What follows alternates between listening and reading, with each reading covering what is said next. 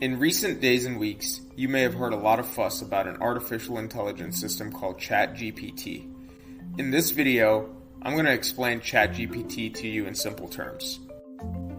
AI research and development company OpenAI unveils ChatGPT, a prototype AI chatbot that can write intricate code and draft contracts between artists and producers. ChatGPT has gained a lot of attention from the public for its human-like, thorough responses to inquiries, and it has the potential to completely change how people use search engines by doing more than just providing links for users to sort through.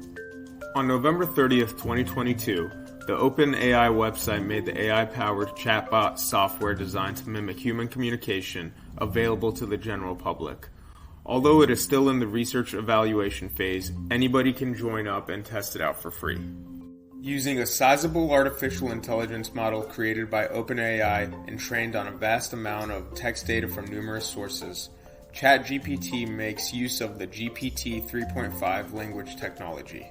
GPT, or Generative Pre-trained Transformer, is the actual technology language model that uses deep learning to produce human-like text. The bot features a dialogue style that enables users to give both straightforward and complex instructions that ChatGPT is trained to follow and respond to in detail. According to OpenAI, the bot can even respond to follow-up queries and acknowledge when it made a mistake. More significantly, ChatGPT has demonstrated the ability to produce complex Python code and compose college-level essays in response to a prompt, raising concerns that such technology may eventually replace human workers like journalists and programmers. Among all the positives I mentioned, the program does have significant drawbacks, such as a knowledge base that expired in 2021, a propensity for inaccurate replies, a tendency to repeat words, and the fact that it claims it cannot answer a question when given one version, but can do so when given a slightly modified version.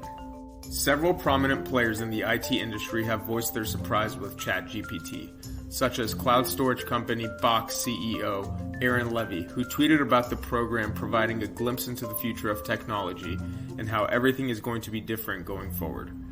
Less than a week after its debut, the program, according to OpenAI CEO Sam Altman, surpassed the 1 million user threshold on Several prominent players in the IT industry have voiced their surprise with ChatGPT, such as cloud storage company Box CEO Aaron Levie, who tweeted about the program providing a glimpse into the future of technology and how everything is going to be different going forward. Less than a week after its debut, the program surpassed the 1 million user threshold on December 5th, according to OpenAI CEO Sam Altman.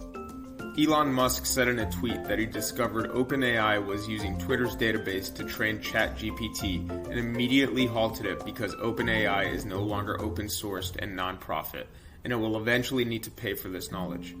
Although ChatGPT is free to use, Altman said in a response to Musk on Twitter that the cost per chat was probably single-digit cents, which sparked a discussion about how the platform can eventually be made profitable.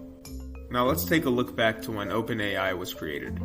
Sam Altman, Elon Musk, and other Silicon Valley investors created OpenAI in 2015 as a non-profit organization dedicated to artificial intelligence research.